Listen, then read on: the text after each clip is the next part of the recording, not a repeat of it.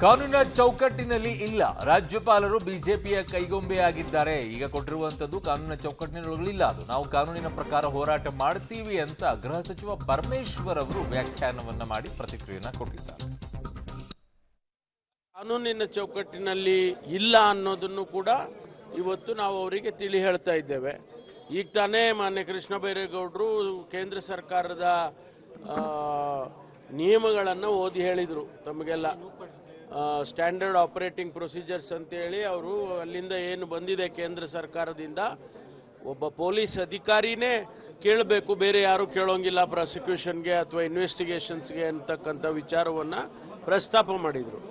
ಹಾಗಾಗಿ ಗವರ್ನರ್ ಅವರು ನಮಗೆ ರಾಜಕೀಯ ದುರುದ್ದೇಶದಿಂದ ಕೇಂದ್ರ ಸರ್ಕಾರದ ಅಥವಾ ಭಾರತೀಯ ಜನತಾ ಪಾರ್ಟಿಯ ಮುಖಂಡರುಗಳ ಕೈಗೊಂಬೆ ಆಗಿದ್ದಾರೆ ಎನ್ನುವಂಥದ್ದು, ಇದನ್ನು ನಾವು ಕಾನೂನಿನ ಪ್ರಕಾರ ಹೋರಾಟವನ್ನು ಮಾಡ್ತೇವೆ.